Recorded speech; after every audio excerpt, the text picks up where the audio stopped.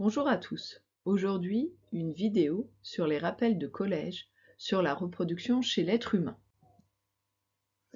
Au cours de la puberté, le corps se transforme. On dit qu'il y a apparition de caractères sexuels secondaires et l'appareil reproducteur devient fonctionnel, c'est-à-dire qu'il libère des cellules reproductrices ou gamètes. La mise en route de l'appareil reproducteur est marquée par les premières règles chez les filles et les premières éjaculations chez les garçons. Dès la puberté, l'appareil reproducteur féminin est alors fonctionnel. Il est dit cyclique et son fonctionnement s'arrête vers 50 ans, au moment de la ménopause.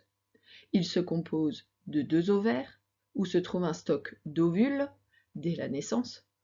Ces 2 ovaires sont reliés à l'utérus par ce que l'on appelle les trompes. L'utérus, lui, permet le développement d'un futur bébé.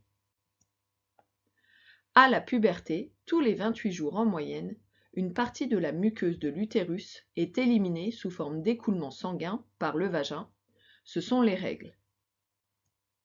Sur cette diapositive, vous pouvez remarquer qu'au moment des règles, l'endomètre, la muqueuse de l'utérus, est détruite, puis celle-ci se reconstruit jusqu'à devenir maximale à la fin du cycle, c'est-à-dire au 28e jour.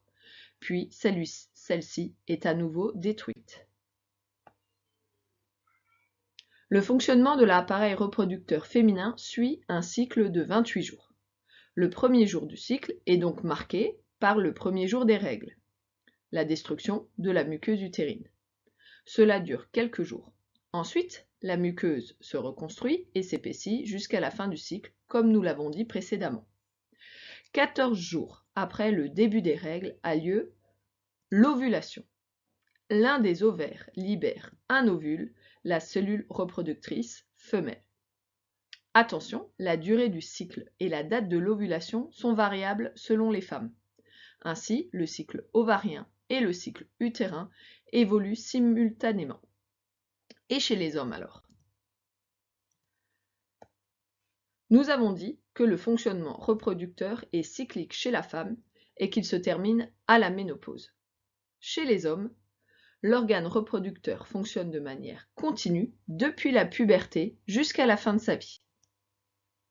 En effet, chez l'homme, ce sont les testicules qui produisent en continu les spermatozoïdes. Les spermatozoïdes sont de petites cellules capables de se déplacer jusqu'à l'ovule grâce à leurs flagelles. Mais qu'est-ce qui déclenche la puberté?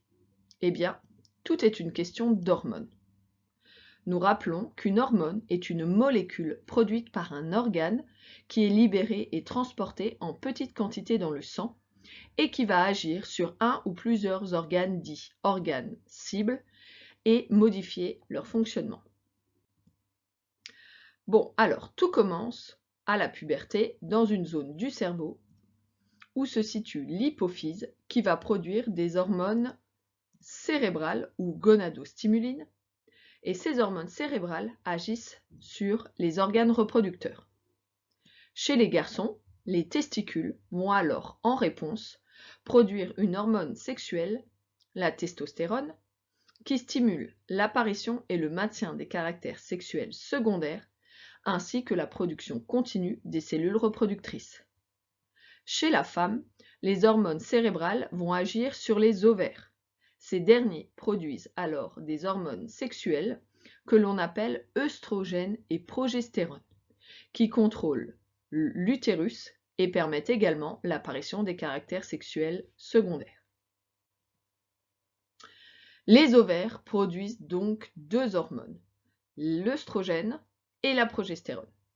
Au début du cycle, de 0 à 14 jours, le taux d'œstrogène augmente, ce qui permet le développement de la muqueuse utérine.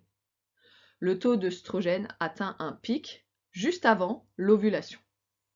Ensuite, le taux de progestérone augmente après l'ovulation et favorise, ainsi qu'avec la présence d'œstrogène, le développement de glandes et de vaisseaux sanguins dans la muqueuse utérine. À la fin du cycle, les taux d'œstrogène et de progestérone s'écroulent. C'est ce qui est à l'origine des règles et c'est pourquoi la muqueuse utérine se détruit. Rappelons enfin que les relations sexuelles peuvent entraîner une grossesse non désirée ou transmettre des agents responsables d'infections sexuellement transmissibles, que l'on appelle également IST. Elles doivent être accompagnées de comportements responsables avec l'utilisation de contraceptifs et de préservatifs. Nous vous remercions de votre attention.